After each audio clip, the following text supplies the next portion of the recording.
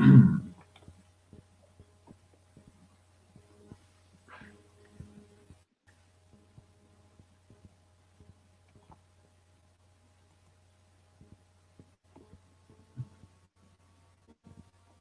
ouve?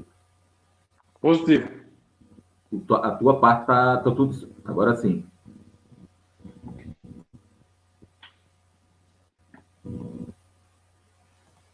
Vamos lá. Boa noite a todos e a todas. Hoje estamos aqui para mais uma live. Dessa vez vai ser com o pré-candidato a prefeito, Ricardo Lima. E quero deixar registrado aqui mais uma vez que o convite foi feito ao prefeito Zé Carlos. Então, provavelmente ele não vai participar. E o convite também foi feito ao ex-prefeito Zé Dorinha, que também não vai participar.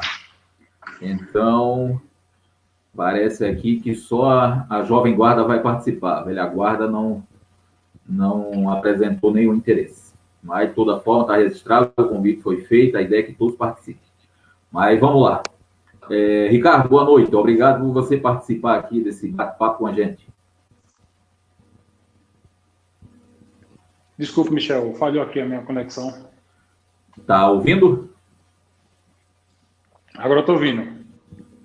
Quero lhe agradecer aqui, desejar uma boa noite, por você participar aqui com esse bate-papo, não comigo, mas com o povo de Água Branca. E quero lhe parabenizar também pelo dia de ontem, que foi o dia do advogado, e também o dia do estudante.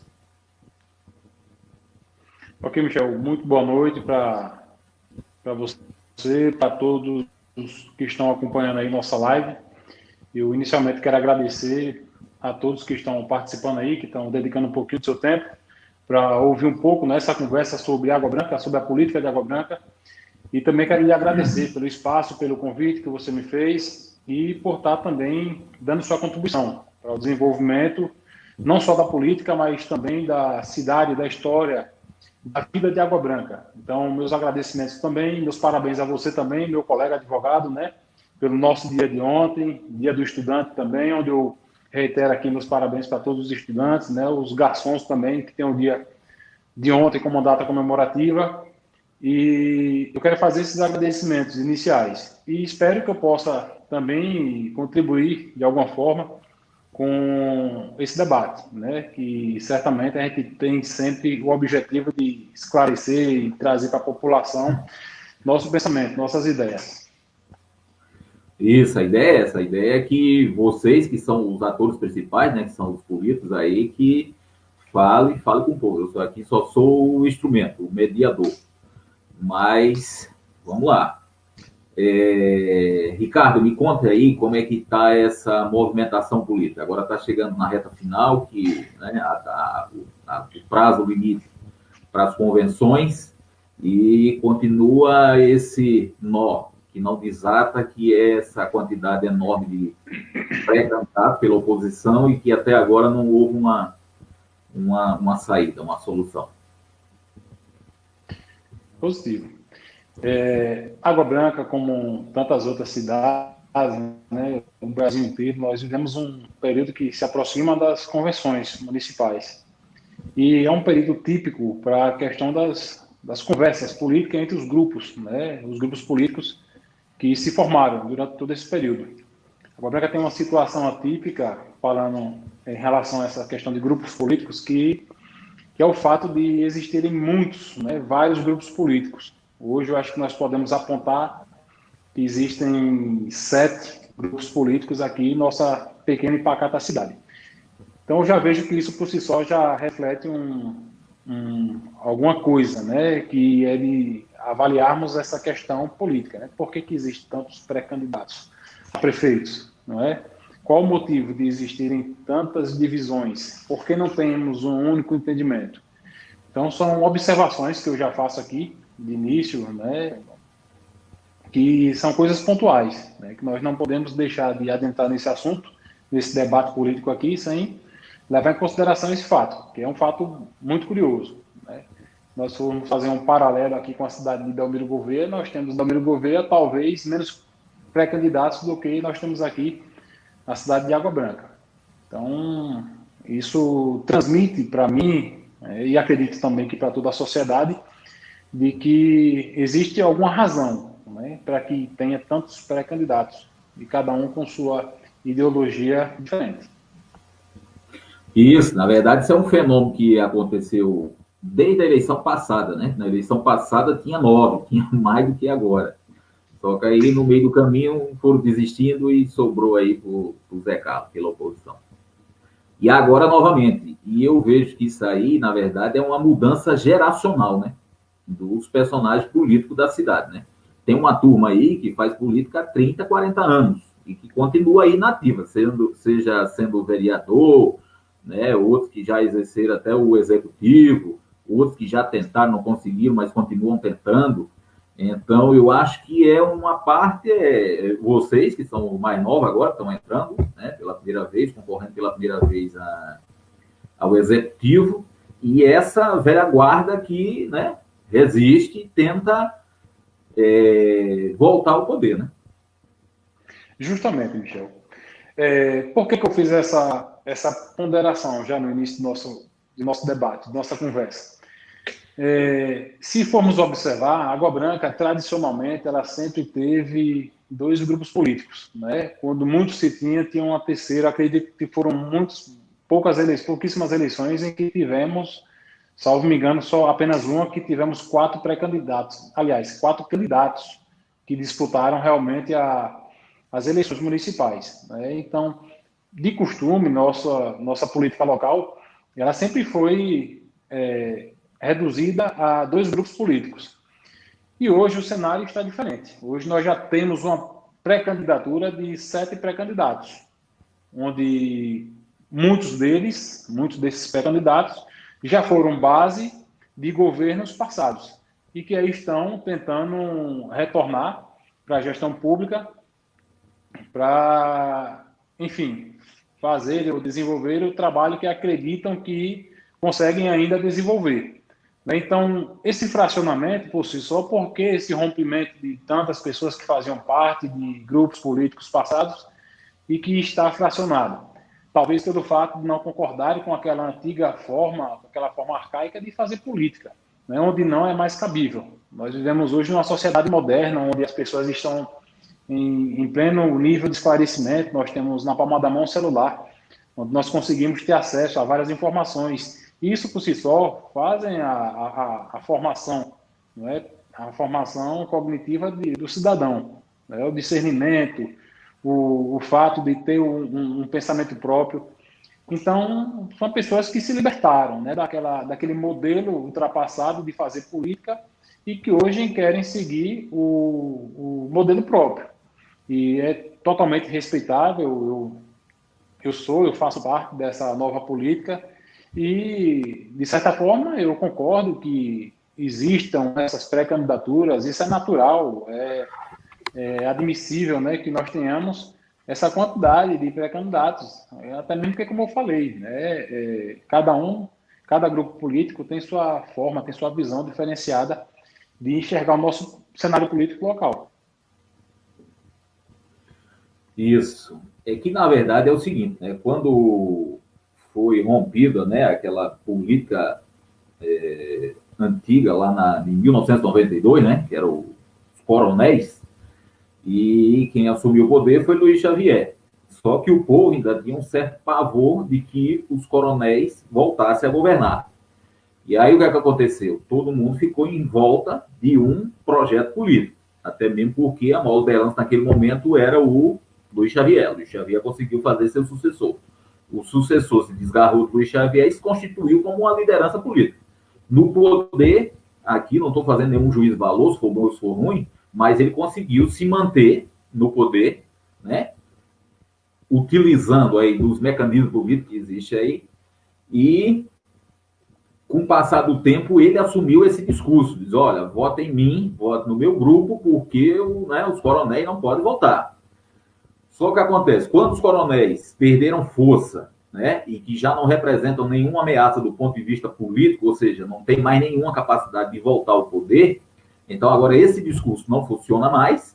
Inclusive, essas pessoas que faziam parte do grupo do ex-prefeito Zé de Dorinha são hoje praticamente todos os pré-candidatos a prefeito. E é você que já fez parte do grupo dele, o Cadilson, o Paulo Campos, o Maciel Coito, do outro lado tem o Carlos Professor, tem e aí os vereadores, Pedro Freire, Tana Costa e tal. Então, tudo se fragmentou, né? Cada um foi para um canto porque aquele modelo político, aquela liderança que o ex-prefeito Zé Dorinha exercia, ela perdeu força e cada um foi cuidar da sua vida, que é o que nós estamos vendo agora, né? Perfeitamente. Eu só faço uma correção aqui ao colega, que eu nunca fiz parte de grupo político de Zé Dorinha. Eu fiz parte de uma gestão como um advogado da prefeitura, mas parte como um grupo político do ex-prefeito Zé Dorinha, eu nunca fiz essa participação. Mas isso que você nos fala aqui é uma realidade. Talvez porque a política ela seja comparada até mesmo com a globalização. Ou seja, as coisas elas vão se inovando. E existe uma questão impositiva, onde é colocada a contragosto para toda a sociedade uma inovação e um sistema de renovação. E na política não é diferente. A política ela obedece também a esses critérios, né? Onde naturalmente nós temos aqui vários políticos que hoje já estão distantes da política, né? Se você observar no nosso tempo de colegial, que nós estudamos juntos, nós tínhamos um cenário político que hoje nós temos apenas um ou dois que tentam sobreviver ainda na política e sobreviver da política. Então, por si só, tudo isso houve um rompimento, né? Eu vejo que não só por questões naturais, né, que muitas pessoas já vieram a falecer, e outras que resolveram, enfim, não participar mais da política. Já deram sua contribuição, já entenderam que não tem mais espaço para isso e que permitiram que novas pessoas ocupassem esses espaços. Sim. E esse enfraquecimento aí do ex-prefeito Zé Dorinha, né? Que na política não existe espaço vazio, né? Se um se enfraquece ou se afasta, o outro vai ocupar, fatalmente. Não tem como, né? E então, com esse enfraquecimento dele, ele não conseguiu liderar mais todo esse grupo, né? Hoje está esfacelado, né? E outra coisa que acontece é o seguinte, tem essa quantidade enorme de pré-candidato a prefeito, inclusive surgiu mais um agora, né? Que é a Adriana Zusa, esposa do Paulo Zusa. Mais uma que chegou agora na reta final para lançar a sua pré-candidatura. Então, com esse esfacelamento do Zé Dorinha, cada um foi procurar um caminho. Só que o que eu vejo é o seguinte, parece que não há um projeto para Água Branca que consiga unificar a todos, e aí também tem outro fenômeno que é o seguinte, como o próprio prefeito Zé Carlos está fragilizado, tem força política, está exercendo o mandato, mas está fragilizado. Então, todo mundo, como vocês agora são, né, a maioria novatos, só o Paulo Campos participou da eleição passada, mas tudo novato, inclusive do ponto de vista de idade, né? Mais ou menos todo mundo na mesma faixa etária. E todo mundo também com mais ou menos do mesmo tamanho político. Então fica parecendo que todo mundo acha que pode vencer o Zé Carlos. E aí ninguém quer abrir mão para ninguém. Correto. Na verdade, o que existe em nosso cenário político local hoje é justamente uma diversidade de ideias, como foi dito anteriormente, apenas para não ficar repetitivo. Os grupos políticos liderados aí por seus pré-candidatos entendem de que a política ela tem que ter essa oxigenação, essa respiração partidária, não é? E a reciclagem também para que esses espaços políticos eles sejam renovados e ocupados por novas forças políticas. É natural que tenham pré-candidatos a prefeito. Agora, sim, o número muito elevado é o que causa, talvez, estranheza. Não é? E eu costumo dizer sempre isso, que o que tem que se sobrepor, nesse momento, não é o interesse individual de cada pré-candidato ou de cada grupo político dos pré-candidatos. E tem que prevalecer, acima de tudo, é o interesse popular. É o bem do desenvolvimento de nossa cidade. Afinal de contas, se existem tantos pré-candidatos, eu prefiro acreditar que eles, assim como eu, têm uma preocupação com a nossa querida cidade. Não é uma cidade histórica, uma cidade cheia de potenciais, que talvez esteja aguardando justamente um comprometimento de todos os pré-candidatos, né, para que a gente consiga desenvolver todos esses potenciais. Tá. Então, feita essa introdução, agora eu vou começar a lhe fazer umas perguntas aqui mais assertivas. Para fazer política em uma cidade pequena, a primeira coisa que se precisa é o indivíduo, né, ter uma maneira de se sustentar por meio de uma profissão, de um ofício, né, de um comércio, alguma coisa nesse sentido. E o que acontece? O indivíduo vai lá e ganha um mandato lá, conquista um mandato de vereador, seja lá o que for, vira secretário e tal. E aí ele fica, né, muitas vezes, né, olha, eu sou contra isso, sou contra aquilo, eu não concordo com isso, não concordo com aquilo. Só que quando termina o mandato dele, ele não consegue renovar o mandato dele, ele não tem outro meio de vida, né? Outra forma de ter uma renda. Então, aquela pessoa que ele criticava, e tudo aquilo que ele criticava, muitos passam a fazer parte do governo, desse que eles criticavam, justamente porque não tem uma maneira de se manter, de sobreviver. Com você é diferente, porque o que acontece? Você, com seus méritos, você conseguiu estudar, né? E aí foi um dos primeiros a se instalar em Água Branca, e aí na região, com muita capacidade e competência, conseguiu, né, ter um sucesso profissional aí, reconhecido por todos. Então, diante disso é o seguinte, tem uma crítica que é feita que é o seguinte, olha, o Ricardo está aqui há muito tempo, né, como advogado, e a gente nunca viu o Ricardo sair de casa para defender uma causa, para dizer, olha, eu sou contra isso, sou contra aquilo, ou sou a favor disso, ou a favor daquilo. E, de repente, surgiu anunciando sua pré-candidatura a prefeito. Como é que você responde essa crítica? Naturalmente, eu respondo de forma muito espontânea. E aqui eu confesso que eu me sinto muito à vontade para tratar sobre esse assunto.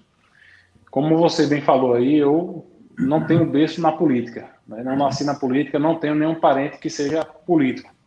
Nunca ocupei cargo político em toda a minha vida, e muito menos as pessoas assim, que me antecederam familiarmente. Ricardo Lima entrou na política por quê? Por que Ricardo colocou o nome à disposição para toda a sociedade de Água Branca? Simplesmente pelo fato de Ricardo não comungar com muitas práticas políticas que veio sendo adotado em nossa cidade há muito tempo, até agora. Não é? Então, por essa razão, que foi uma das principais, foi que eu coloquei meu nome à disposição de toda a sociedade para que avaliasse e fizesse o julgamento se Ricardo tem as condições, reúne os requisitos para poder representar a nossa cidade. Como você bem disse aí, nós temos uma história de vida muito peculiar aqui para a nossa cidade. Nós estudamos juntos, assim como o nosso colega Paulo Campos, né? Estamos tudo na mesma sala de aula aqui no Colégio Cenecista, né? Sob a direção do saudoso e muito bem competente José Gomes, né? Demos muito trabalho para José Gomes. Demos muito trabalho, com certeza, né? Várias outras pessoas que, inclusive, fazem parte do cenário político hoje em dia, era daquela época. Nossa amiga Lourdinha também, do sindicato, também era do mesmo colégio, né? Tudo da mesma época. O Adriano, que hoje está aí na Guarda Municipal, né? Entre outras pessoas. Então, essas pessoas que eram daquela época, muitas delas se propuseram a ajudar a sua cidade de alguma forma. E qual que é a forma de Ricardo se colocar na política de Água Branca? Não é simplesmente sendo apresentado pelo tio, pela tia, pelo pai, pela mãe, como uma herança política na cidade de Água Branca. Ricardo Lima se apresenta para a sociedade de Água Branca como ele próprio, entendeu? Eu sou cidadão natural da cidade de Água Branca, sou filho de Água Branca, sou filho de mãe de água-branquense, né? Meu pai que tem a origem de outra cidade, do estado de Alagoas, mas eu nasci aqui em Água Branca, eu cresci aqui em Água Branca, eu vivencio essa realidade desde criança, né? Então nós sabemos como que é a realidade, o que a sociedade mais anseia, né? E por si só, eu tive minha formação profissional como advogado, fui estudar em Maceió. Quando me formei, a primeira coisa que eu fiz foi retornar para minha querida cidade, de Água Branca, porque eu sabia que aqui era que estavam minhas raízes, aqui é que está a minha história primária, né? E minha forma de contribuição é simplesmente estar aqui para ajudar essa população, para advogar para o povo de Água Branca, para estar à disposição para ajudar de qualquer outra forma, porque eu acredito que não só eu, como qualquer outro colega advogado, que, se assim quiser, pode trabalhar em qualquer outra cidade, né? Objetivando apenas os interesses financeiros, né? Posso advogar em Delmiro Gouveia somente, posso advogar, podia estar advogando em Maceió, onde eu tive formação, onde eu já tinha feito um relacionamento profissional, mas não, eu preferi vir me dedicar aqui para a nossa querida cidade, ficar mais próximo da população de Água Branca, onde as pessoas elas têm uma opção hoje em dia de, ao precisar de um profissional da advocacia, não precisa ir até Delmiro Gouveia, como era antigamente. Não precisa ir até Paulo Afonso, não precisa procurar nenhum profissional de fora, porque aqui nós temos, hoje não tem só a minha pessoa, né? Então, temos vários outros colegas competentíssimos advogados que estão aqui colocando o seu nome também à disposição da sociedade de Água Branca. Então, Michel, o que é que eu quero dizer? Que não é só através da política que você pode ajudar as pessoas. Você, como profissional, perfeitamente, você tem como dar a sua contribuição. E assim eu entendo que eu sempre vim fazendo, e há 10 anos eu estou aqui advogando na cidade, e graças ao bom Deus, eu consegui desenvolver um bom trabalho, consegui trazer um bom crédito para a nossa sociedade, né? Eu me orgulho muito de hoje fazer parte da advocacia, né? Sou um profissional muito honrado quanto a isso aí. E muito mais honrado por poder advogar, fazer aquilo que amo na minha própria cidade, na minha cidade natal. Certo. Eu quero só insistir um pouquinho aqui, Ricardo, para ficar um pouco mais claro. É que assim, ó, você trabalhou, tem um profissional, um excelente profissional, senão você não teria sucesso, né? Só que assim, quando a gente entra na política, a gente tem que ter uma causa, né? Ou de antes, ou de agora, mas tem que ter militado até para chegar para as pessoas e falar, ó, estou chegando agora por isso, eu defendo isso, defendo aquilo e tal. O que é que você julga que seria a sua grande causa? A minha grande causa, Michel, ela se resume a uma insatisfação política. Como foi dito aqui, talvez não tenha ficado claro. Eu acompanho a política de Água Branca desde sempre, né? Desde que me entendo por gente.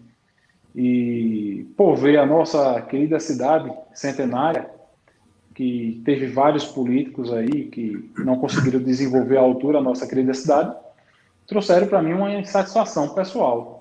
E essa insatisfação pessoal, ela se transformou justamente nessa minha disponibilidade para contribuir com a sociedade água-branquense, né, onde eu coloco o meu nome à disposição, justamente por não compactuar com estilos políticos que já foram instalados aqui em Água Branca. Tá. Ricardo, você sabe que agora é um período onde todo mundo surge notícia de tudo que é jeito. Enquanto não se definir, né, vai surgir, né, notícia do arco da velha aí.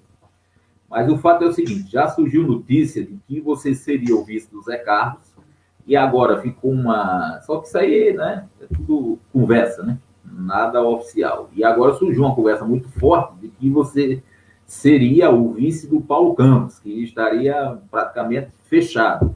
Aí eu lhe pergunto o seguinte, você será vice do Zé Carlos ou do Paulo Campos? Bom, primeiramente que eu me sinto muito honrado, né, de estar sendo especulado por dois pré-candidatos, né, de nossa cidade aqui, e já esclareço que eu não tenho nada contra nenhum dos dois, né, nem politicamente, muito menos pessoalmente, entendeu? Nenhuma das informações tem procedência, nem do Paulo, nem do Zé Carlos. Né? O que existe são conversas, né, de grupos políticos, né, tanto com o Zé Carlos, houve uma conversa muito madura, né, onde discutimos questões políticas de Água Branca, e também houve conversa com o amigo Paulo Campos, né, bem como com os outros pré-candidatos que eu venho conversando. Né? Já conversei com o Beto da farmácia, com o Cagilson, conversei com o Marcial Coito, e nem por isso tivemos nenhuma composição. Pelo menos até então não tivemos nenhuma composição com nenhum deles. Mas desde o início eu sempre fui aberto para todos. E eu nunca escondi de ninguém que me isolaria e evitaria diálogo com esses grupos políticos. Ao contrário, eu estou aberto, né? O meu principal objetivo, minha principal preocupação é o bem, é o desenvolvimento da população de Água Branca, né? Então, qualquer grupo político que quiser discutir a boa política de Água Branca pode contar comigo que certamente nós vamos desenvolver um bom diálogo. Aí eu lhe pergunto o seguinte, existe a possibilidade de você ser vice de algum desses aí que estão colocados? Sim, claro, perfeitamente. Não só de nenhum desses citados, não do Zé Carlos, nem só do Paulo Campos, mas como de qualquer um outro. Assim também, como eu me coloco também à disposição para que todos eles, qualquer um deles, seja vice do Ricardo Lima, né? E faça parte desse grupo, do PDT. Não vejo nenhuma objeção. Desde que, como eu te falei, e repito, desde que o objetivo de qualquer composição política seja justamente o bem e o desenvolvimento da cidade de Água Branca. E para que isso pudesse acontecer, o que é que você acha que deveria... Como é que seria o tom da conversa? Para você sair, bati o martelo, eu sou o candidato a vice na chapa de fulano. Esses aí estão colocados. Repito, o interesse da população de Água Branca. Eu penso que o entendimento de que deve prevalecer os interesses pessoais de qualquer pré-candidato não deve ser levado em consideração, né? Os interesses de alguns componentes do grupo não devem ser ter tido prioridade em detrimento de toda uma população, né? Se qualquer um desses pré-candidatos quiserem discutir a política para desenvolver o bem da população de Água Branca, eu, sem sombra de dúvidas, estarei para somar, para contribuir na medida do possível. Agora, esclareço e deixo bem claro que, de forma alguma, eu vou colocar interesses pessoais, particulares, sobrepostos aos interesses de toda a população. Então, me diga o seguinte, conta aí para o povo que está assistindo a gente, por que essa aliança ainda não aconteceu? Olha, talvez por não ter chegado a um entendimento, né? As conversas, elas estão se dando não só de agora, como desde sempre já houve grande circulação aí de conversas, não é, dos pré-candidatos, né, tanto da oposição como da situação. Não tenho, volto a dizer, não tenho nenhuma objeção contra nenhum deles, mas o que eu tenho que pregar aqui, e vou sempre sustentar, é que dentro desse diálogo exista um interesse em comum, né, onde o pensamento de um grupo, de dois grupos, ou três, ou quatro, seja um único, né? O que não pode ter é um fracionamento de interesses, né? Então, os grupos sentando, conseguindo dialogar e tendo esse entendimento, com certeza nós vamos chegar a alguma composição. Ou também, se não for o caso de ter esse entendimento, que seja, cada um tem que seguir seu projeto adiante. Assim como o Ricardo Lima, o grupo do PDT, temos um projeto a seguir adiante. Agora, nós não temos nenhuma vaidade política, Michel. Nós não temos nenhum interesse pessoal. O Ricardo Lima não tem uma ganância pelo poder. Ao contrário, como você bem disse, eu não vivo de política, né? Meus familiares não vivem da política, muito menos da cidade de Água Branca.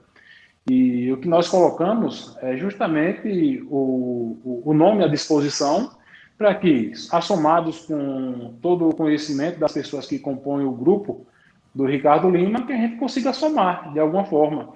E da mesma forma com que nós queremos contribuir, queremos somar, queremos ajudar, nós esperamos que tenha uma abertura e um entendimento de qualquer outro grupo político que se coloque à disposição, para que a gente venha a chegar em um denominador comum. E o interesse seja único. Tem uma pergunta aqui, que é do Matheus Souza. Ele pergunta para você o seguinte, se o senhor fosse o vice da atual gestão, não seria uma falta de coerência, já que você se lança como uma nova opção?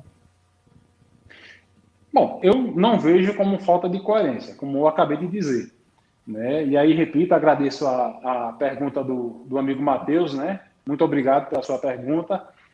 E lhe respondo, Matheus, eu não vejo falta de coerência, não só com o atual gestor, como também não vejo nenhuma falta de coerência de sentar com os outros pré-candidatos da oposição, que, diga-se de passagem, todos, sem exceção, já fizeram parte da velha política. Todos já tiveram mandatos políticos, né? Então, apenas eu que não sou detentor de nenhum cargo político, né? Então, eu, como nova opção, me coloco assim, e assim vou permanecer para discutir as questões políticas.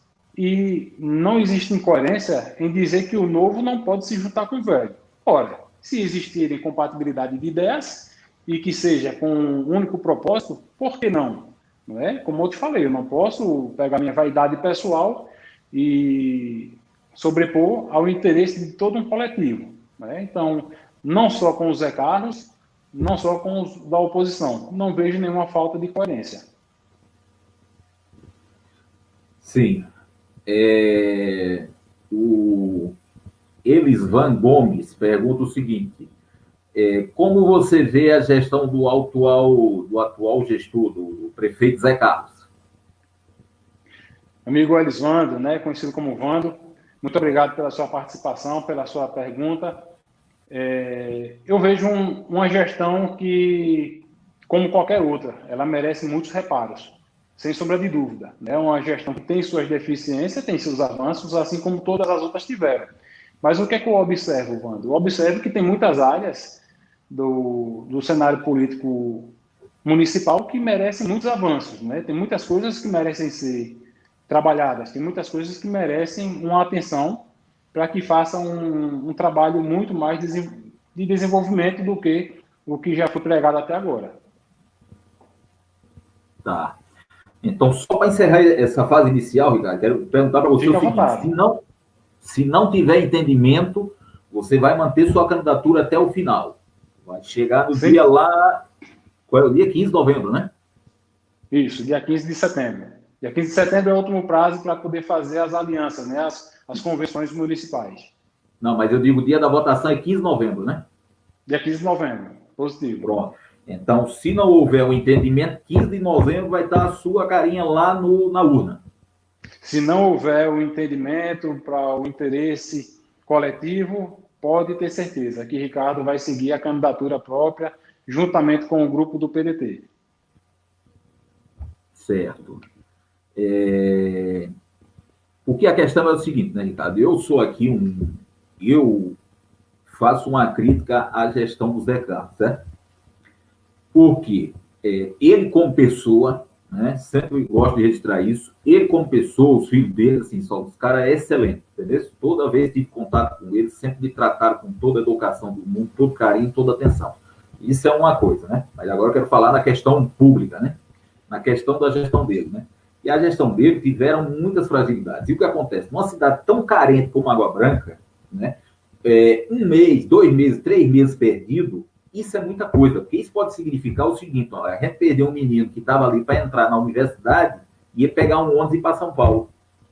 Mais um retirante, para ir para lá, para se humilhar, para fazer o serviço que os paulistas não querem fazer. E aí, muitas vezes, a gente perde ele para o mundo, e não tem condições nem de voltar mais. Né? Então, o que acontece? Eu percebo que muito tempo foi perdido.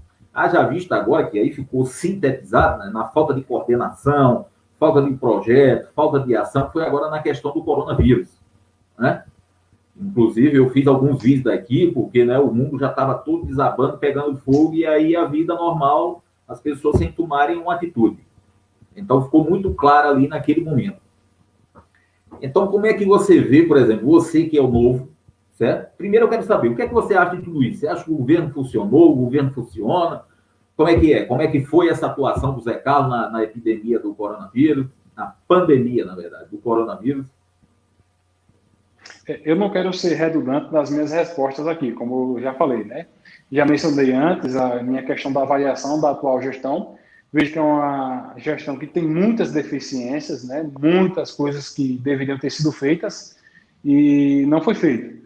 Né? Não quero aqui não tenho procuração, não tenho outorga para fazer defesa da atual gestão. Ao contrário, eu sou um crítico, né? Eu sou um crítico da política. Então, o que é que eu observo? Eu observo, sim, naturalmente, que deveria ser feito muitas outras coisas. Especificamente em relação à pandemia, como você bem disse aí, também é uma das áreas que deveria ter tido um olhar muito diferenciado. Isso aí, sem sombra de dúvidas. Agora, devemos ser justos, né? Eu não posso chegar aqui e sacrificar apenas um gestor da nossa cidade. Nós sabemos que foi uma novidade, foi pego de surpresa todo mundo, não foi só o nosso país, né? Então, toda a cidade teve uma grande dificuldade. Nós sabemos disso, né? Agora, o que nós não podemos é pegar e fazer uma generalização. Mas o gestor ele tem que estar preparado, né? O gestor ele tem que estar pronto justamente, não só para uma questão de pandemia, mas qualquer outra situação, por menor que seja ou inesperada, eles têm que estar preparados. O gestor ele não pode fragilizar. Ele tem que passar justamente a segurança que a população espera. E em relação à pandemia, não pode ser diferente. Ao contrário, a pandemia ela exigiu muito dos gestores, né? Ela exigiu muita transparência, ela exigiu muita aproximação, muita comunicação, e eu não vi isso da atual gestão. Talvez uma comunicação onde nós esperávamos, né? Onde a população tivesse um contato direto, enfim. Certo. Então, já que estamos aqui no tema da saúde, que você me diga aí como é que você vê a saúde de Água Branca, o que é que precisa melhorar, como é que está, o que é que você pensa aí para melhorar a saúde do povo, que isso aí é um grande flagelo, né? A questão da saúde e a questão do emprego. O emprego nós vamos falar mais na frente. Mas a questão da saúde, que faz com que nossa população literalmente se humilhe, né? Então, uma das características principais do coronelismo é transformar direito em favor. Então, por exemplo, o indivíduo aí ele tem direito ao exame, ele tem direito à ambulância, ele tem direito ao remédio. Só o que acontece, muitas vezes ele entra numa fila lá para fazer um exame, ele não sabe o dia, a hora que vai acontecer, e ele tem que recorrer a quem? Ah, vou falar com o filho do prefeito, vou falar com o prefeito, ou vou falar com o vereador. Aí o cara vai lá, dá uma forcinha, empurra, só, teu exame saiu, mas bate nas costas do cara, só, mas não esqueça do voto. Quer dizer, aí o cara tem direito a um exame, a um remédio, a uma consulta, só que ele troca isso por um voto. Aí o vereador, o prefeito, que tem a obrigação de fazer isso, ele faz isso, que é uma obrigação dele, e transforma isso num favor. E o cara fica vinculado a ele. E o povo passa a se humilhar, né? Porque imagina um pai de família, nosso povo aí, um povo honrado, trabalhador, só que infelizmente não tem renda. Aí o cara sai lá de uma serra da Caatinga, ou até mesmo da cidade aí, pô, meu filho precisando de um remédio de R$30, ele teve que ficar batendo na porta de um vereador, de um político, para se humilhar para pegar um remédio de R$30, que é direito dele. Infelizmente, Michel, é uma realidade lamentável. E é uma realidade histórica já de nossa cidade. Muito triste isso, é muito triste sabermos que essa realidade existe, que essa realidade sempre existiu. É triste demais para nós sabermos disso. Talvez nós, por termos uma condição um pouco a mais elevada, nós não precisamos diretamente desse serviço de saúde, mas nós sabemos que é uma realidade da nossa cidade. Água Branca ela é uma cidade que ela tem uma boa parte da população, diga-se de passagem, a maioria da população que vive na zona rural, né? Então, traz a essas pessoas uma fragilidade maior, né? Onde a saúde talvez não chegue tanto quanto a população da cidade, né? A população urbana. E, como foi dito aí por você, é a prática, é o costume que nós temos aqui.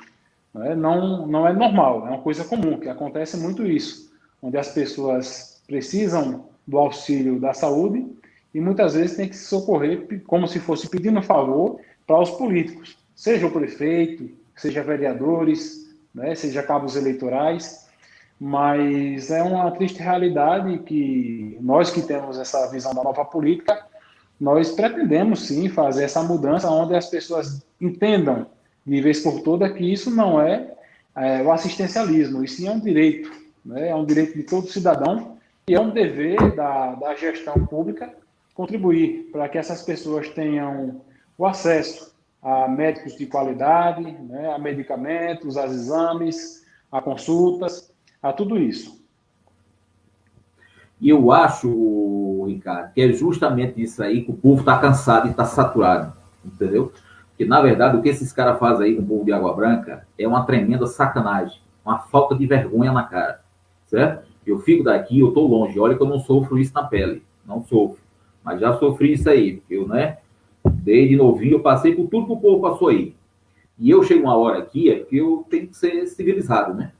A gente aprendeu isso, que precisa ser civilizado. Mas eu fico numa angústia. Eu chego a ter ódio. Ódio. Certo? Porque eu já passei por situações dessa aí, de precisar de um método, um remédio, e muitas vezes não ter. Né? E eu sei como é que é. E aí um pai de família ter que se humilhar na porta de um político para pedir um remédio de R$ 30, isso é revoltante. Certo? Hoje eu falo isso a partir de uma situação econômica completamente diferente da que eu tinha aí. Certo? E eu sei como hoje, como é importante, como é gratificante você precisar de uma coisa, você ter esse dinheiro ali, poder comprar e tal. E você vê que o povo continua nessa situação porque tem um bando de canalha aí. Canalha que não cuida do povo, que estão interessados, na maioria das vezes, em pegar na chave do cofre. Não é? E isso cabe a vocês aí que são jovens, você que tem uma formação jurídica, e você sabe que a nossa formação jurídica ela dá capacidade de atuação, né? Porque a democracia, a maioria das pessoas pensa que democracia é ter a liberdade de falar. Não é, a democracia é extremamente complexa, né? Então, por exemplo, se você quer uma informação da prefeitura, do poder público, tem a lei de acesso à informação, você tem que ir lá, fazer um requerimento, depois de um período, se não for respondido, você vai na justiça, entrar com mandato de segurança para ter direito a um direito de certo, uma ação popular quando o dinheiro do povo está sendo mal aplicado. Então, tudo isso o povo deveria fazer, só que, infelizmente, a população não tem acesso a esse conhecimento. Isso aí, quem pode fazer isso não é apenas um advogado, é qualquer cidadão. Né? Tanto é que a ação popular, qualquer cidadão, você tem um tipo de eleitor, você quer entrar com ação, você entra com ação.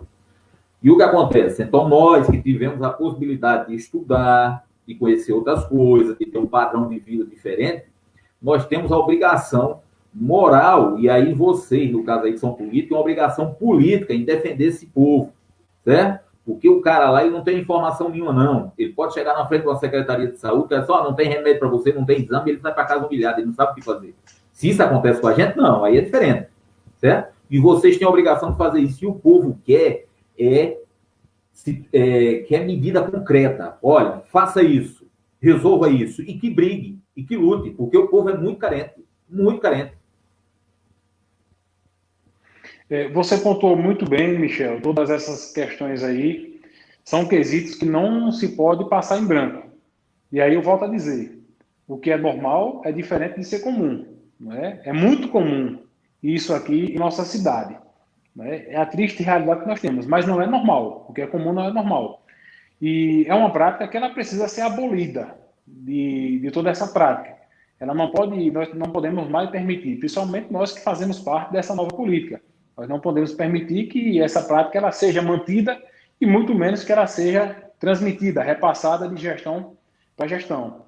Como cidadão, certamente nós temos essa obrigação, né? Nós temos a obrigação nata de fiscalizar os nossos políticos, né? Apesar de ter os vereadores que estão aí para fazer esse papel, né? Porque desempenham essa função e aí estão para isso, mas nós como cidadãos, nós temos esse dever também moral e cívico de acompanhar essas questões e de cobrar, né? De reivindicar firmemente que seja aplicada e que seja efetivada da maneira correta essas questões.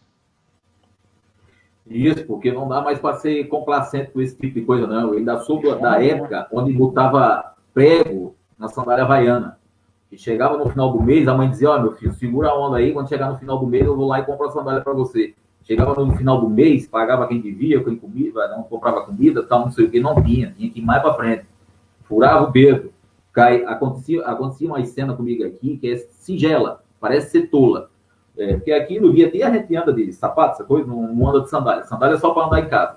E às vezes quebrava a minha havaiana, e na hora eu ia no mercado comprar uma havaiana. Pode parecer uma coisa singela. Mas, cara, uma sensação assim diferente. Eu digo, porra, quantos meses já fiquei arrastando o meu pé para comprar uma havaiana? E eu, você e tantos outros superando essa situação. Só que a maioria da população continua vivendo isso no dia a dia. Continua, é grave, é vergonhoso, é lastimável. O que dá dignidade com o ser humano é dinheiro no bolso, é emprego, é renda. Porque aí quando o filho do cara ficar doente, Ele pode ali, ó, botar a mãozinha no bolso, eu tenho 30, eu tenho 40 reais, eu vou comprar um remedinho pro meu filho, chega em casa de peito estufado, aí, meu filho, toma o remédio. Agora, um pai de família honrado tem que se humilhar na porta de um político para pedir uma coisa que é um direito seu, pedir um favor, e esse povo continua nisso aí. É por isso que eu digo, a minha indignação é muito grande. Muitas vezes a gente, né, tem a obrigação de ser civilizado, mas chega a hora que não dá mais. Não dá. Você tem total razão, Michel, quando você questiona esse ponto aí, porque, infelizmente mesmo, isso eu digo de coração, sem falsa modéstia, né? Nós temos aqui em Água Branca um número muito elevado de pessoas, né, que tem que se ausentar de seus lares para poder ganhar o dinheiro fora, né, trabalhar fora, seja no corte de cana, ou seja em qualquer outra área. Né? Cerca de 4 mil pessoas, elas têm que deixar suas famílias, suas casas, aqui na cidade de Água Branca, e tem que sair para trabalhar fora, para poder mandar o sustento para que seus familiares sejam alimentados. Então, isso é uma coisa que dói muito, dói bastante, e saber que isso também não é só de agora, não. Isso é desde sempre, desde a gente criancinha, a gente lá no colégio, nós já acompanhávamos isso, quando parava aqueles ônibus ali, para pegar o pessoal para poder levar para o corte de cana, né? Aquelas pessoas que sempre chegavam com aquelas malinhas para poder viajar para outros estados para trabalhar na construção civil, né? Para trabalhar de qualquer outra forma. Então, isso é triste, né? É dolorido você deixar seus parentes aqui e ter uma vida distante, né? Muitas vezes não acompanha nem o crescimento de filhos, né? Não vivenciam o casamento, o relacionamento como deveria ser, né? E o que mais indigna tudo isso é saber que a Água Branca ela tem potenciais suficientes para poder desenvolver um trabalho que consiga acobertar todas essas pessoas, né? Então, acredito que será um ponto a ser abordado mais adiante, que a gente pode aprofundar. E nós ainda continuamos hoje como uma cidade de retirante. Retirante. A juventude, primeiro que a única porta que a Água Branca abriu para a juventude foi a porta do bar. Né? A questão do alcoolismo é uma doença grave que existe na sociedade, só que eu acho que o povo, até para lidar com isso, transformou numa questão folclórica. Certo? Ah, fulano está bêbado ali, fulano está caído ali. Quantas pessoas não já morreram por causa do alcoolismo em Água Branca? E o alcoolismo é apenas o sintoma, certo? Tem uma doença por trás. Qual é a doença? É solidão, é medo do futuro, é insegurança, é não ter um meio de vida, não ter uma perspectiva de vida. Eu vivi isso aí com 19 anos, pirado. Eu louco para estudar, não tinha parente em Maceió, não tinha um puto no bolso, certo? E eu digo, e agora, meu Deus? Estou chegando aos 20 e ferrou, certo? Agora, imagine se eu não tivesse a oportunidade, podia estar aí deprimido, frustrado, um cara chato, entendeu? Porque não tive uma possibilidade na vida. E uma das coisas que mais me choca aí, que mais na minha lembrança, é o seguinte: eu sentado ali na frente da igreja, a gente ficava ali muitas vezes sem fazer nada, na frente da igreja, às 10 horas da manhã, chega nos caixãozinhos de bebê para enterrar, de nutrição. E outra coisa extremamente chocante, hoje eu vejo a partir daqui, né? Era as pessoas casarem no sábado e na segunda-feira o cara pegar um ônibus e ir para São Paulo e lá passar a vida toda. Ou seja, quer dizer, se alguém casa é para viver junto, certo? O dia a dia junto. Aí o cara tinha que sair para ter um sustento para a família. Às vezes deixava a mulher grávida ou quando voltava 1 ano, 2 anos depois engravidava e não conseguia ver sequer os filhos crescer, sem convívio nenhum. E aí o que acontece? Depois de um passado tempo, o cara está 2, 3 anos em São Paulo, rompe os laços familiares. Mas o cara não quer, mas rompe. Os laços familiares se constroem no dia a dia. E essa, infelizmente, é a situação do nosso povo. Hoje 2020, continua do mesmo jeito. Lamentável, muito triste. Você vê que é uma coisa que, desde criança, nós já presenciamos isso aqui, em toda a nossa sociedade. Existe sim, Michel, isso aí não é segredo para ninguém, uma ausência muito grande de políticas públicas voltadas para essa questão específica. E aí, quando você estava comentando, abordando esse tema aí do alcoolismo, eu me recordo que logo no início que o nosso pároco, o José Aparecido, assim que ele chegou aqui em Água Branca, eu tive algumas oportunidades de conversar com ele e ele, rapidamente, ele despertou esse olhar voltado para essas pessoas. E eu lembro que ele mencionou comigo, ele disse: Ricardo, eu fico impressionado com a quantidade de jovens que estão bebendo aqui na cidade de Água Branca. E não é beber socialmente que nós falamos, né? São pessoas que vivem para beber, vivem para bebida. São pessoas que não têm uma atividade, não têm uma ocupação, né? Não têm um incentivo para o esporte, não têm um incentivo para o estudo. Então, isso é uma questão muito grave, é uma ausência muito grande do poder público e que merece urgentemente ser tratado. As pessoas estão doentes, as pessoas estão adoecendo e essa doença está sendo transmitida de geração em geração. Ou seja, observe que você mencionou que naquela época de nós crianças, né, nós já presenciamos isso aqui. E até hoje isso existe em nossa cidade. Essa questão está se agravando cada vez mais e vai passar para a próxima geração, para uma outra, né, se não for tratada. A que ponto nós chegamos? Nós temos um centro hoje aqui em Água Branca que é para tratar pessoas com problemas de alcoolismo. Né? Você imagina uma cidade desse tamanho, né, pequena, com cerca de 20 mil, 22 mil habitantes, nós temos um centro para tratar pessoas que têm problemas de alcoolismo, né? Onde nós podíamos ter, ao invés de um centro desse, nós podíamos ter uma indústria, nós podíamos ter uma grande empresa onde colocasse, gerasse emprego, gerasse renda para essas pessoas, que, sem sombra de dúvidas também, seria um fator para que não houvesse tanta disseminação desse tipo de problema de saúde pública, né, que nós temos aqui hoje.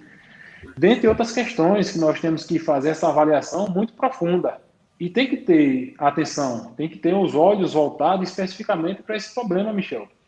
Porque nós temos muitos profissionais aqui em nossa cidade que podem muito bem transmitir, desenvolver um bom trabalho e transmitir também para essas pessoas que estão sem essa ocupação, que estão perdendo tempo com essas bebidas, né, com drogas, enfim, com muitas questões que merecem a atenção do poder público. E a sociedade aí nunca encarou a questão do alcoolismo como uma questão como um problema de saúde pública, certo? E um problema social gravíssimo. Qual foi a estratégia que a sociedade criou? Foi o seguinte, ó, fulano bebe porque é safado. Fulano bebe porque não tem vergonha na cara. Ou seja, quer dizer, um problema social, o cara está enchendo a cara de cachaça porque ele está deprimido, porque ele tem 17, 18 anos, ele não tem condições de ter uma namoradinha, porque ele não pode ir numa festa, porque ele não pode ter uma roupinha decente, entendeu? Porque não tem perspectiva de estudar e nem de trabalhar. O cara está sofrendo, está enchendo a cara de pinga, ninguém quer ficar jogado na rua porque acha bonito, não. É porque a vida dele já não tem mais nenhum valor. Então o cara tem que tomar aquilo ali para se aliviar. Outra coisa que nós temos hoje, nós saímos da época do retirante analfabeto e semi-analfabeto para o retirante com diploma na mão, certo? Foi construída a Universidade do Sertão aí, Delmiro Gouveia, e aí o que acontece? Tudo sem critério, certo? Porque você tem que fazer de acordo com a demanda do lugar. Aí criaram um monte de curso que não tem nada a ver com o nosso lugar, a exemplo da engenharia de produção, nós não temos nem FAP na nossa região, certo? Então ali poderia ter, por exemplo, um curso de engenharia agrônoma, nossa região inteira, a região agrícola, certo? Então foi tudo sem pensar. E o que acontece hoje? Está aí a cidade cheia de garotos e garotas com diploma na mão e sem um emprego. E agora vou dar uma situação que aconteceu há pouco. Tive contato aí com um rapaz da Serra do Cavalo, Emerson, o nome dele, certo? Aos 16 anos de idade, era cortador de cana na usina. Botou na cabeça que ia estudar. Voltou, foi para o campo do Campo do Sertão aqui, Delmiro Gouveia, se formou em engenharia, botou na cabeça que queria falar inglês, aprendeu inglês pela internet, autodidata, agora ganhou uma bolsa para estudar na Hungria, fazer mestrado, vai estudar na Europa, certo? E está indo-se embora. Isso significa o quê? No caso dele é muito específico, mas significa que se tiver oportunidade para a nossa juventude, não tem quem segure. O problema é que ninguém cria as oportunidades, nem se discute como criar essas oportunidades. Positivo. Nós temos uma região que ela, na sua grande e maior parte, ela é agrícola, né? São pessoas que tiveram suas origens, seus familiares, que foram criados através da agricultura. A agricultura sempre foi o grande forte de toda a nossa região, da região Nordeste, da região sertaneja do estado de Alagoas, né? Do Alto Sertão. E quando você bem falou aí da questão do curso de agronomia, eu digo mais, por que nós não temos um curso de zootecnia? Né? Por que nós não temos um curso de medicina veterinária? Né? Por que nós temos um curso de engenharia de produção se nós não temos tantas empresas assim em toda a nossa região? Eu acredito que é uma falha que deveria ser observada e revista para que nós fizéssemos essas oportunidades para que essas pessoas viessem trabalhar aqui. Afinal de contas, essas pessoas que se formam em engenharia de produção, engenharia civil, pouquíssimas pessoas vão permanecer para trabalhar aqui, em nossa cidade, em nossa região. Por quê? Porque o mercado não vai oferecer essa possibilidade. Não tem oferta para tantas pessoas. Né? Quando muito tem, é uma ou duas pessoas. Né? Então, a agricultura, por exemplo, é o que nós mais temos aqui. Nós temos terras ricas aqui, né, em toda a nossa região. E melhor ainda, nós temos água, que era a grande dificuldade que nós tínhamos aqui. Eu lembro que criança, enquanto estudante do Colégio Cenecista, nós já ouvimos falar no famoso e tão sonhado Canal do Sertão. Né? Hoje o Canal do Sertão é uma realidade, está passando aqui, no quintal de casa. Né? E está sendo pouquíssimo explorado, diante da imensidão que tem para ofertar para todos nós. Né? Então, veja, observe que são potenciais que estão passando todo o tempo, todo o período, e não estamos aproveitando. E, enquanto isso, existe essa evasão dessas pessoas que, infelizmente, têm que sair da nossa querida cidade, né, para buscar uma oportunidade de emprego lá fora. E o Canal do Sertão vai acontecer o seguinte: esse dia eu li um livro que eu fiquei meio apavorado, um livro sobre desterritorialização, que é sobre a saga dos gaúchos, catarinense e paranaense pelo Brasil afora. Então, eles colonizaram o Mato Grosso, certo? Hoje tem cidades lá, praticamente só são eles. O Mato Grosso, o Acre, o Pará, o sul do Piauí, o sul do Maranhão e o oeste da Bahia e uma parte de Goiás, certo?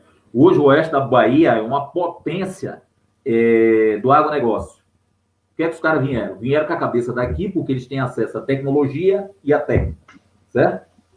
Foram para aí, compravam as terras a preço de banana, e aí tem uma capacidade muito grande de produção. O que é que acontece? Eles chegaram ao ponto de ter ousadia de querer criar 4 estados para eles. 4. O Maranhão do Sul, o estado do São Francisco, do Piauí do Sul e outro. Então, o que acontece? O Canal do Sertão está aí dando bobeira, certo? Tanto é que essa safra, essa super safra que está inundando o mercado de Água Branca e da região aí de feijão, é lá do oeste da Bahia. Quem está produzindo? Os catarinenses, os gaúchos, paranaenses, certo? Hoje já nem vale muito a pena plantar feijão em Água Branca, porque eles vêm de lá, traz um preço mais barato, mais acessível, e inunda o mercado aí.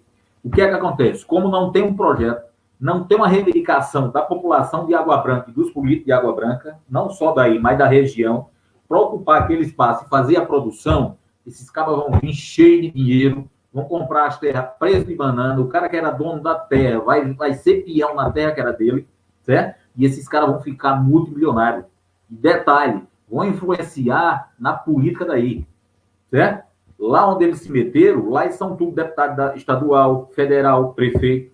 Eles vão chegar aí, imagina o cara aí monta uma agroindústria, entendeu? Aí ele vai ficar olhando assim, não, eu vou ser o prefeito de Água Branca, rapaz. Eu vou botar alguém meu aqui, do Pariconha, de Delmiro, cheio de dinheiro, vão influenciar aí. E o que acontece? Esse potencial do Canal do Sertão, que poderia ser nosso, do povo de Água Branca, que poderia gerar, inclusive, tecnologia, muita produção, muita riqueza, nós estamos deixando isso embora. Daqui a pouco eles vão vir e vão tomar tudo. Nós vamos ficar chupando dedo. Isso é evidência que ela está bem próxima, Michel. Essa evidência ela já é próxima e já é real. Você quer ver um exemplo disso? Há pouco tempo atrás, esses grandes investidores, eles vieram para a nossa região aqui. Fizeram um estudo de campo, um estudo de solo, um estudo de vento, e identificaram que Água Branca é uma das cidades do estado de Alagoas onde tem mais potencial para que faça o desenvolvimento e geração de energia eólica. Né? Então, já foi mapeado a cidade de Água Branca. Algumas serras aqui, elas estão praticamente loteadas, no sentido de estarem reservadas para que essas grandes empresas desenvolvam esse trabalho. Né? Então, vão explorar nosso território aqui vão explorar nosso povo, que de certa forma não deixa de ser uma grande vantagem, porque vai gerar emprego, vai gerar renda, né? Mas existe uma grande preocupação, né? A grande preocupação é justamente essa que você mencionou, porque os interesses talvez sejam apenas financeiros e não exista um interesse ambiental de toda a nossa região, né? Não existe um interesse coletivo, não existe um interesse para que desenvolva justamente a cidade, para que comporte e até mesmo que seja uma forma de compensação para que as pessoas aqui que permitam que isso aconteça, que tenham também um espaço preservado e naturalmente é seu de direito, não é? Então é uma realidade que isso está próximo de acontecer através da energia eólica, mas através do Canal do Sertão, sem sombra de dúvida, certamente essas pessoas já estão fazendo esses estudos para poder vir aqui e tomar aquilo que é nosso, né? Está em nossas terras, aqui está no município de Água Branca, está no município da Gouveia. Não é nem tomar, é entregar. Exatamente, e o que vai acontecer, infelizmente, é isso. E muitas vezes o que falta é simplesmente a boa vontade, é você ter políticos comprometidos, né, com a população, que apresentem um projeto, levem um projeto para as pessoas responsáveis, para que traga, né, e permita, faça com que essas pessoas elas explorem essa água, explorem essas terras. Porque o maior receio que nós temos aqui, Michel, o maior receio é que em pouco tempo essa água aqui ela vai estar sendo cobrada. As pessoas que pretendam usar ela vai ter uma grande fiscalização. Então, até que ponto nós vamos permitir que isso chegue? Então, aí é justamente isso aí. O que acontece? Não tem visão, não tem projeto, certo? O problema, eu moro aqui no sul, certo? Aqui, do ponto de vista da agricultura, os caras são uma potência, certo? Eles dominam todas as técnicas, todas, né? E aí o que acontece? Qual é a diferença deles para nós aí? A diferença é que eles têm o domínio da técnica e da tecnologia, certo? Aí em Água Branca, ainda tem pessoas que fazem coivara. Aí em Água Branca, as pessoas ainda fazem coivara. Quer dizer, pega a terra dele, bota fogo e depois acredita que vai plantar alguma coisa e vai dar. Não, você matou a terra, você botou fogo. Quer dizer, não sabe como é que é o processo. Então, diante disso, o que é preciso ser feito? Por isso que eu te digo, 1 minuto perdido em Água Branca é 1 ano, porque as carências são muito grandes. A prefeitura tinha que fazer uma desapropriação de uma área considerável do Canal do Sertão, indenizar de maneira justa, certo? Ali construir a escola da terra, para quê? Para ensinar para os nossos agricultores o desenvolvimento das técnicas, das tecnologias, a maneira de plantar, maneira de cultivo, de manejo, certo? E a partir daí começar a criar uma fronteira agrícola nessa região. Só que o que acontece? Passado agora, que eu falei agora, passado mais 4 anos, nada foi feito, nem se toca no assunto, certo? Aí olha a gravidade disso. Aí daqui a pouco chega alguém, compra a terra e domina tudo. E nós vamos ficar chupando o dedo. Por quê? Porque nós perdemos tempo, pô. E nós não podemos perder tempo. Na verdade, desde sua origem, Michel, já existia uma subversão dessa função social do Canal do Sertão, onde a maior parte dela, que foi edificada, foi feita em terras de grandes empresários aqui da nossa região, né, como é de conhecimento público. Então, aqueles pequenos produtores que tinham a esperança de até mesmo ter uma indenização da passagem do Canal do Sertão, perderam essas esperanças, né? Porque na maioria das vezes, quem foi contemplado foi grandes empresários que não precisavam da indenização. Segundo, o que acontece é justamente isso que você acabou de falar. São pessoas que estão se perdendo. Por quê? Porque existe uma ausência muito grande do poder público relacionada a isso, né? Onde nós temos a essência histórica de toda a nossa sociedade, que é na agricultura. E nós temos toda essa matéria-prima. Nós temos o principal de tudo, que é a água, e nós temos a terra. Terra fértil, terra forte, terra que está preparada, está pronta, apenas aguardando que seja explorada da maneira correta. Então, isso que você falou, a questão da instalação de uma escola técnica, de uma desapropriação, já era para ter sido feita. Não é que tem que ser feita agora, já era para ter sido feita, entendeu? Desde antes, já era para a gente estar explorando esse Canal do Sertão, já era para nós estarmos dando condições dignas para toda a população de Água Branca, né, para que elas conseguissem desenvolver um trabalho, né, até mesmo porque o município, por si só, ele seria contemplado, né, a partir do momento que nós temos uma sociedade digna, uma sociedade independente, né, que tem sua própria renda, tem seu próprio trabalho. Isso é uma riqueza não é só para essas pessoas, não é só para essas famílias, mas sim para o município em geral. Até mesmo porque a gente vai conseguir exportar, né, a produção de tudo isso que vai ser plantado, de tudo que vai ser produzido aqui em nossa cidade. Então, o que falta, Michel, na verdade, é apenas um olhar de atenção voltado para que a gente consiga fazer uma implantação de um tão sonhado projeto que consiga explorar de forma decente esse canal do Sertão.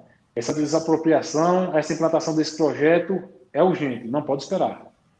Só para ficar claro aqui, Ricardo, não é escola técnica, né? Porque quando a gente fala essas coisas, todo mundo fica achando que é coisa mirabolante e que nunca vai dar certo, e realmente não dá certo. Sim. Na verdade, é a escola da terra feito pela Prefeitura de Água Branca. O que acontece? Desapropriava um pedaço de um terreno considerável e ali ia contratar agrônomo, técnico agrícola, médico veterinário, certo? Ia pegar ou para o setor produtivo ou por região e trazer ali os trabalhadores. Só, tu trabalha com o quê? Trabalha com feijão e milho, pronto. Ó, o feijão é assim, assado, o milho é assim, assado, tal. O melhor período de plantar é esse. Ah, eu crio bode. Então vem cá que eu vou te ensinar como é que é o bode. Vamos melhorar geneticamente.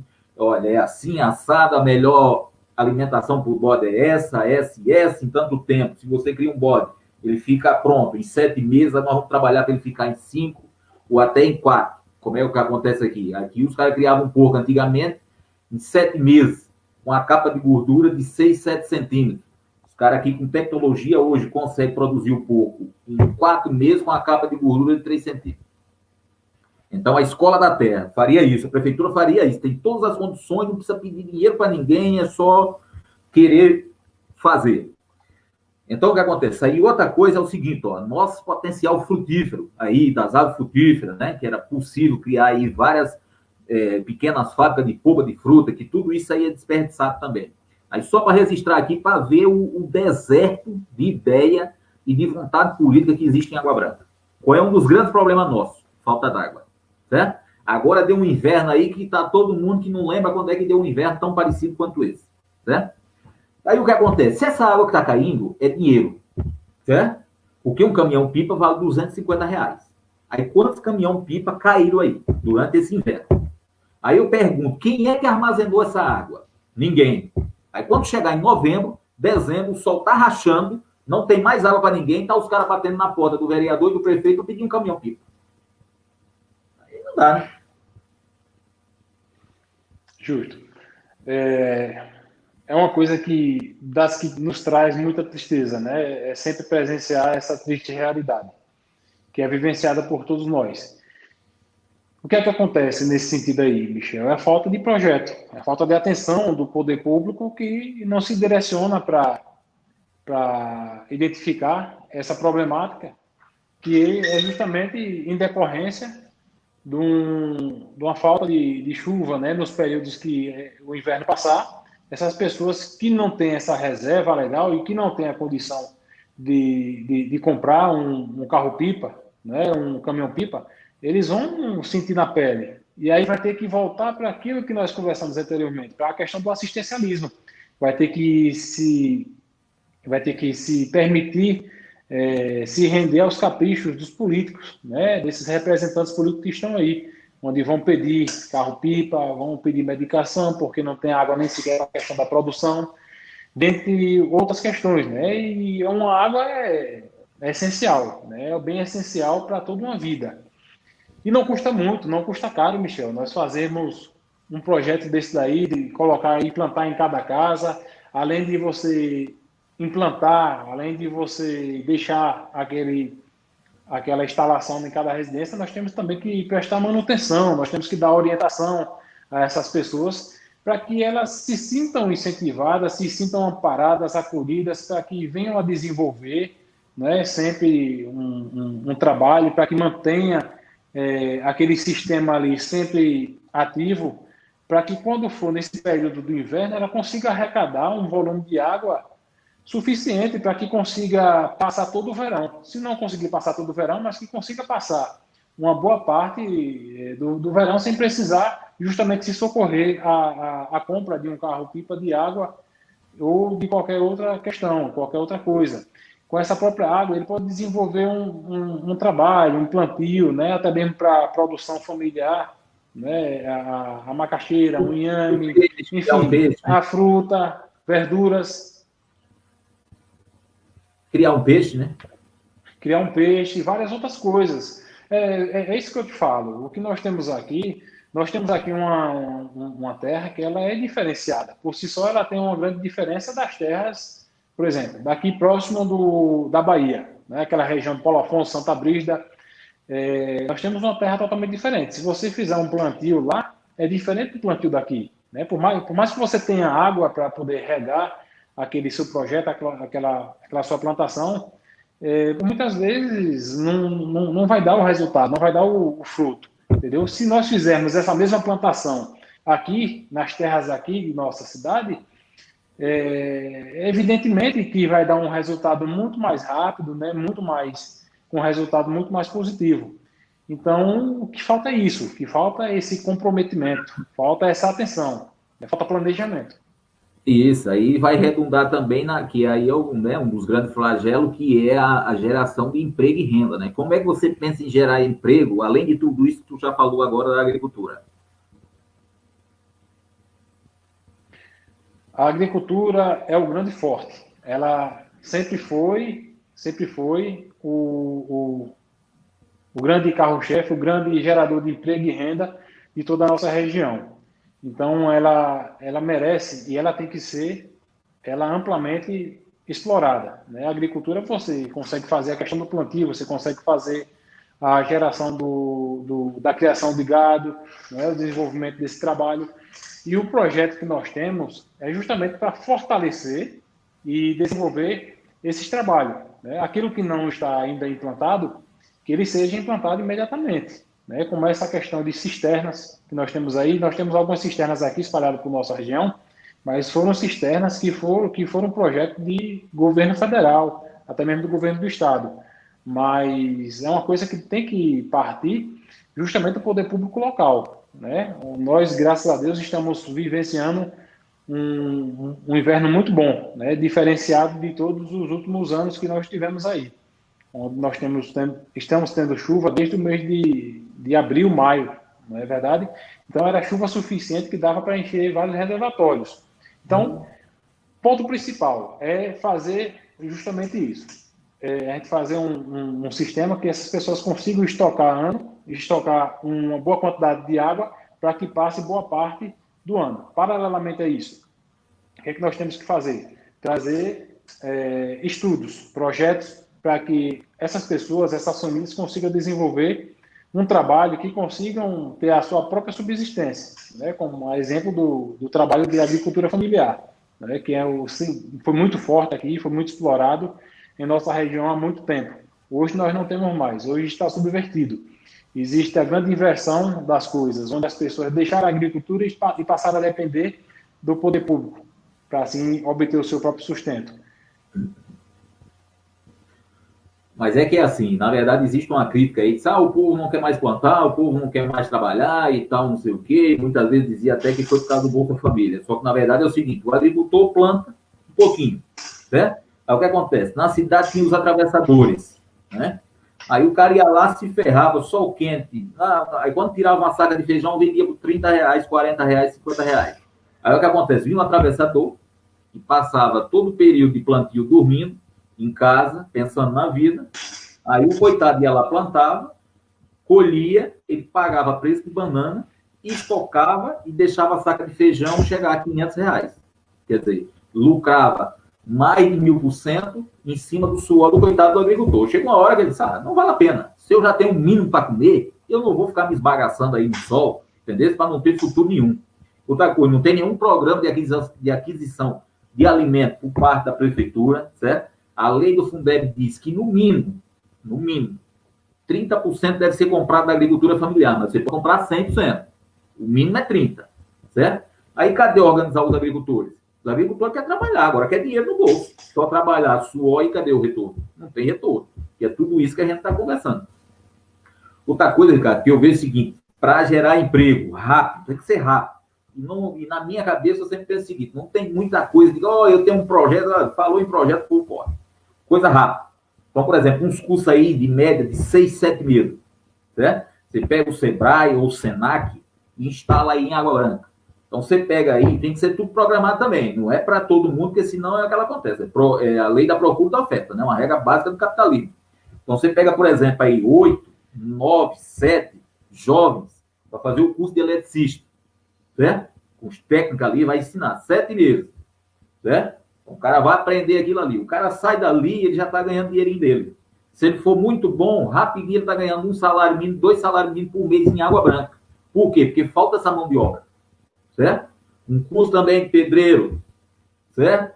E assim sucessivamente. Mas coisa rápida. Que dê vazão rapidinho, que ele possa se virar. Um curso de azulejista. O cara colocar azulejo.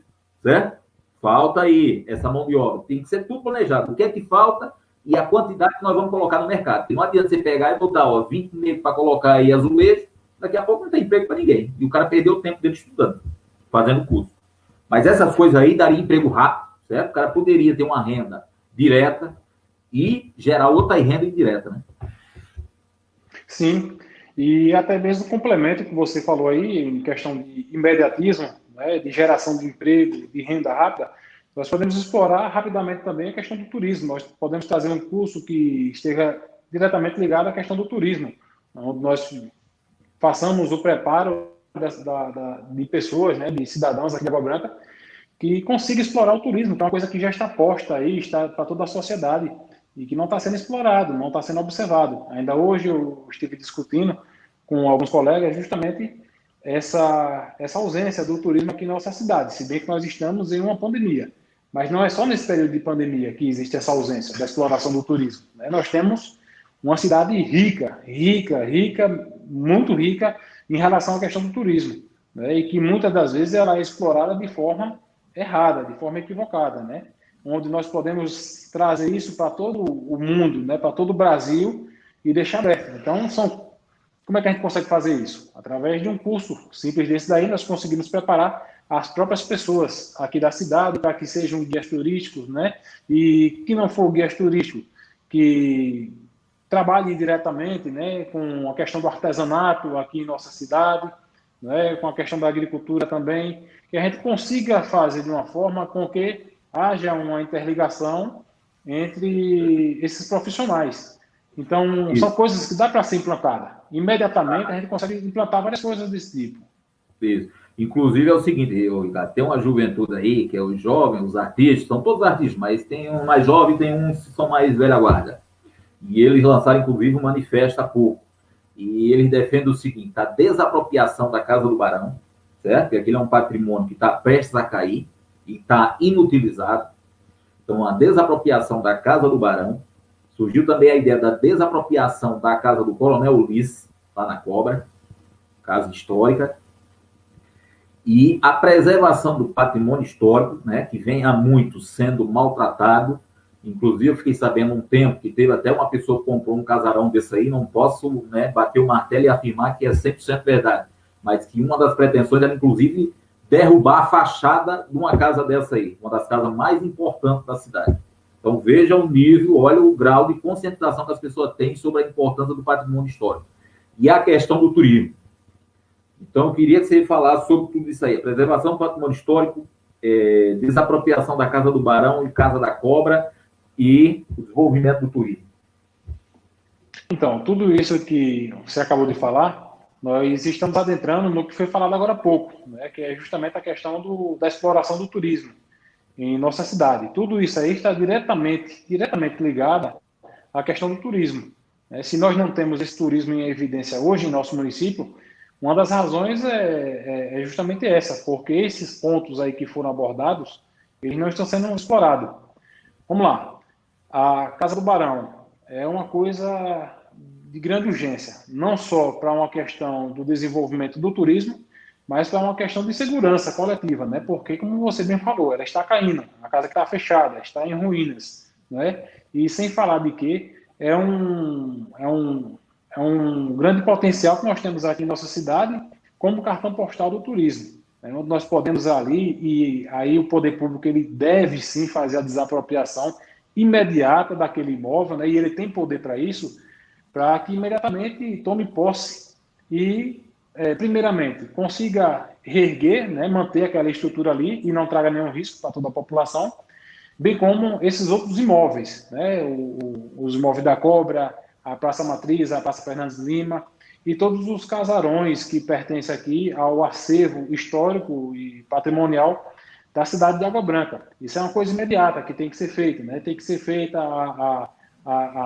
legislação pertinente, né? Tem que ver como é que está o processo de tombamento junto ao órgão responsável, que é o IPHAN, justamente para que nós não percamos essa essência, né? Para que nós não deixemos cair no esquecimento. E fazendo com que isso aconteça, Michel, o turismo, você pode ter certeza que ele vai estar sendo muito mais fortalecido, ainda mais, né? Porque o turista ele quer vir aqui, ele quer encontrar, ele quer ver aquela belíssima igreja matriz, né? Ele quer ver a igreja do Rosário, ele quer ver a casa onde viveu o Barão, né? Onde Lampião esteve presente, ele quer conhecer a história do Lampião. Então, são muitas coisas que a gente consegue fazer para que a gente consiga desenvolver o turismo da nossa cidade de Água Branca. Nós temos muito essa discussão no grupo do PDT, no grupo do Ricardo Lima, que é justamente a exploração de todo o conjunto. E tudo faz parte de um todo, né? Nós temos um clima aqui em Água Branca que ele é típico, ele é próprio de nossa cidade. Onde é que em pleno sertão do estado de Alagoas nós temos um clima desse, né? Você chega hoje em Água Branca, amanhece o dia, 8, 9 horas, você tem neblina na cidade. Então é uma coisa que por si só já é um grande atrativo para o turismo. E se você consegue juntar todos esses potenciais, né? Você consegue o clima, você consegue a história de Água Branca, você consegue a arquitetura, né? Você consegue você consegue o artesanato, né? Você tem os artistas aqui em Água Branca, né? Então, tudo é um conjunto que a gente consegue desenvolver um trabalho que não tem como dar errado. E fortalecendo a questão do turismo aqui na nossa cidade de Água Branca, fortalece o povo, fortalece a história da população de Água Branca.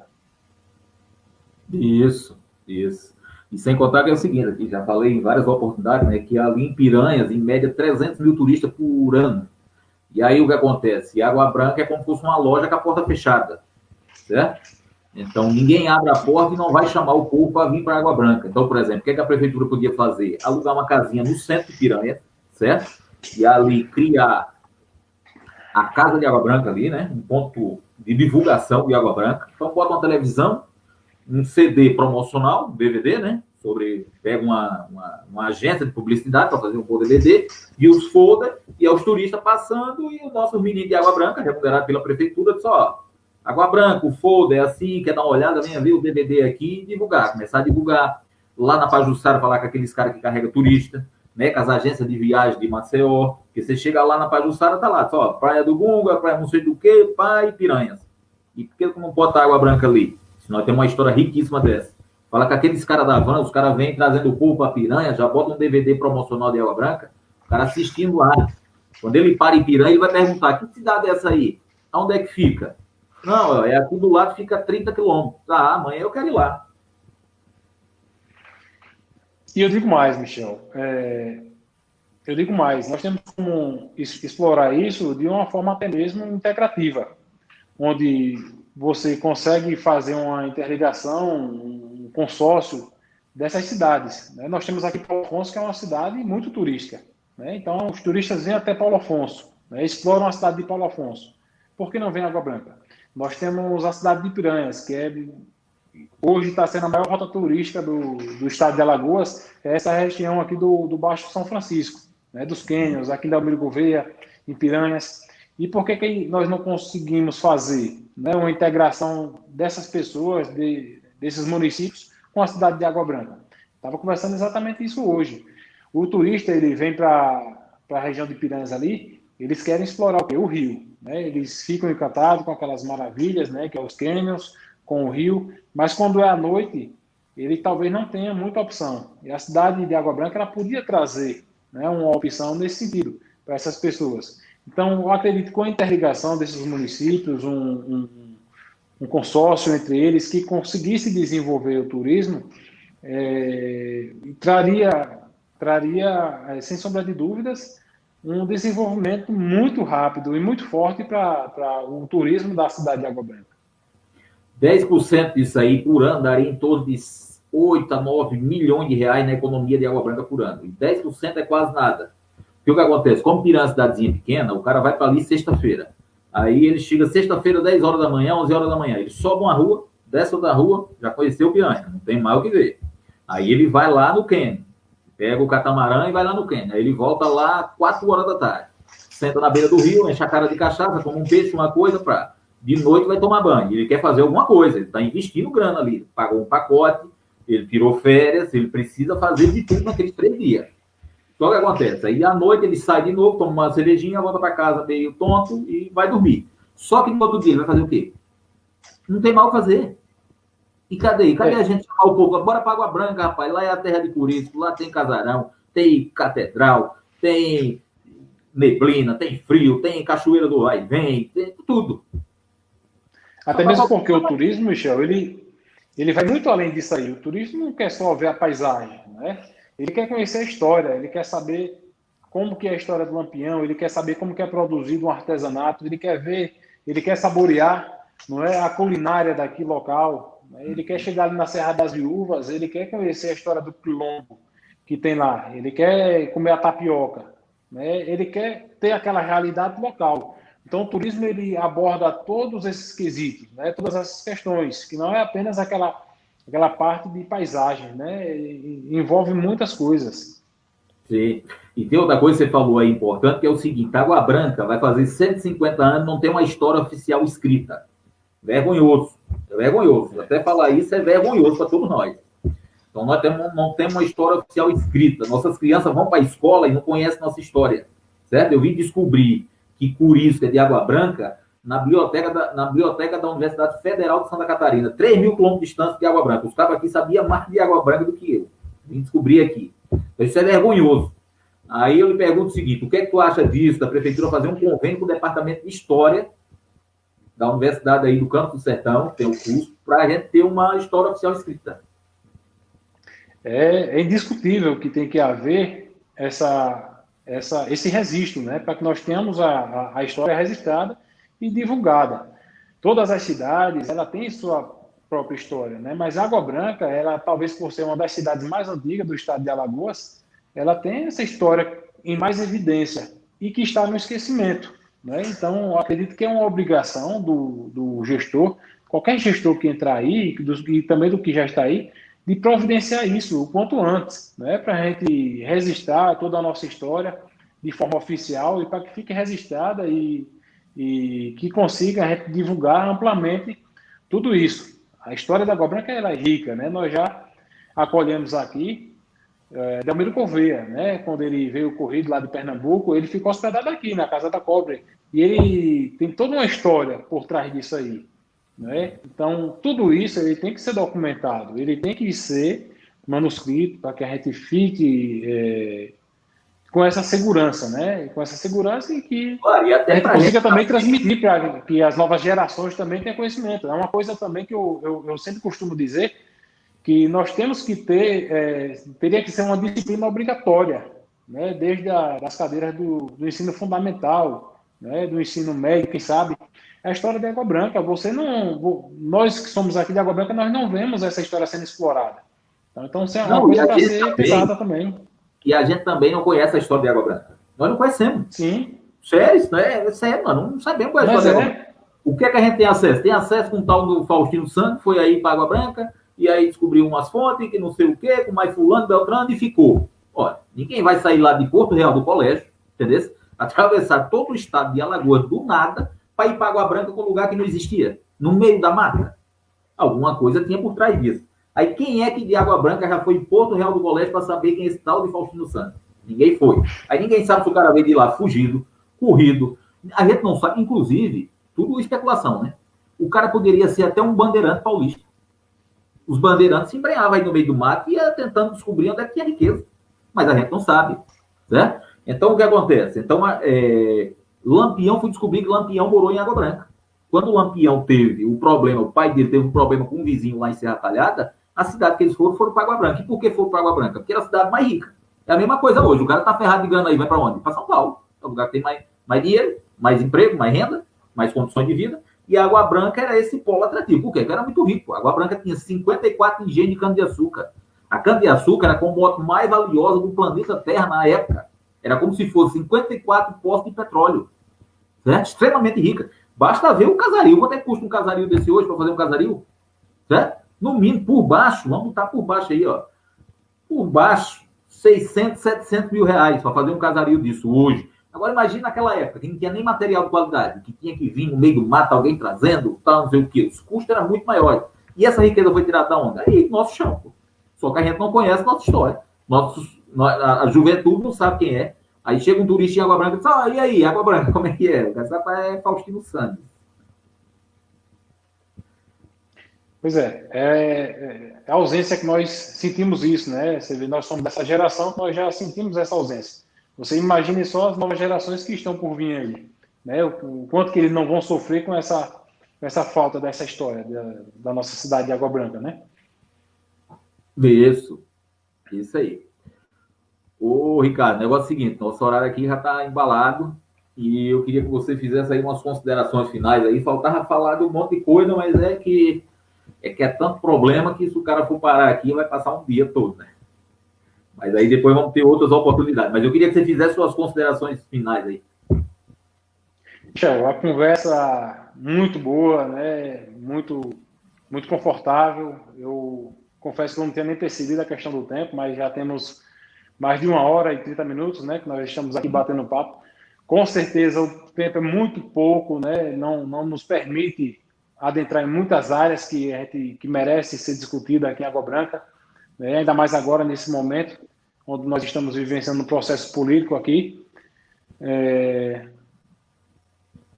E, sem sombra de dúvidas, o tempo é fundamental. Mas acredito que nós vamos ter outras oportunidades para que seja abordado, né? Todos esses outros assuntos que, pelo menos a grande maioria, para que a gente consiga ter uma abordagem mais ampla, né, de cada assunto.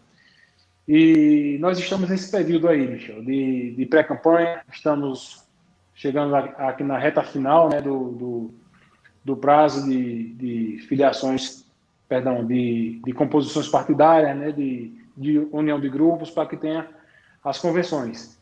E é muito importante isso que você faz aqui, você tornar a público o que é que pensa cada pré-candidato, qual que é o entendimento que cada pré-candidato tem, qual que é a sua disponibilidade, não é? Por que está vindo aqui, por que está colocando o seu nome à disposição, qual é o objetivo do grupo, qual é o objetivo de cada pré-candidato.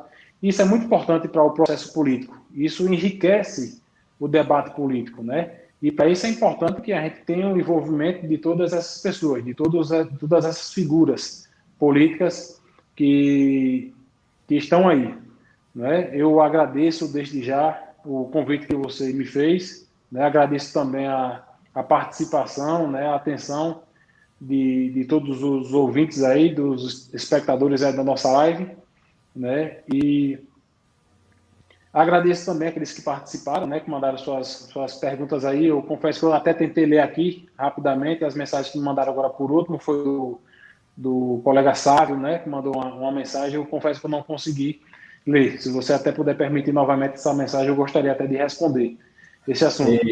Mas...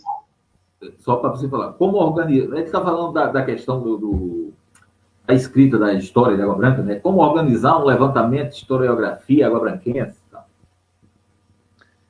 Então, são coisas que acredito que a gente consegue extrair até de dentro da própria cidade, né? Nós temos profissionais formados, inclusive aqui na UFAL, que tem esse potencial, que tem essa capacidade da gente fazer esse levantamento e desenvolver essa questão histórica da cidade de Água Branca. E aí eu queria até pedir a permissão para até adentrar num assunto que eu acompanhei uma de suas lives anteriores aí, onde o Sávio ele fez uma pergunta que me deixou realmente inquieto, que era sobre essa questão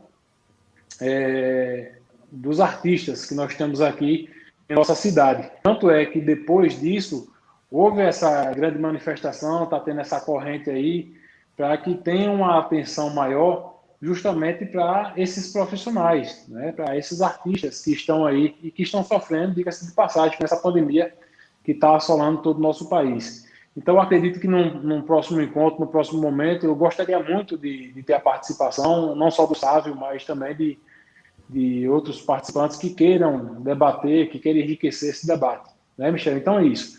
Eu quero agradecer, né, dizer que eu estou aí com o nome colocado à disposição para que eu venha unicamente a somar. Eu quero contribuir para que a gente tenha uma água branca melhor. Né? E essa água branca melhor, eu estou fazendo a minha parte. Né? E aí eu espero que cada um de vocês também contribua e faça as suas partes. Maravilha. Ô, Rick, quero agradecer aqui, Ricardo, quero agradecer aqui a sua participação, dizer que isso aqui é muito importante para a história do povo de Água Branca.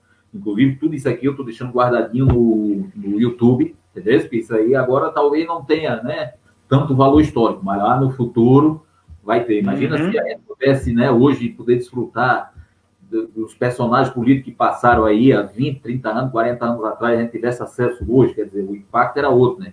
E queira ou não, também é um pouco da história que vai ficando registrada. Então, quero agradecer a sua participação, né? Quero a sua disponibilidade, a maneira franca, aberta.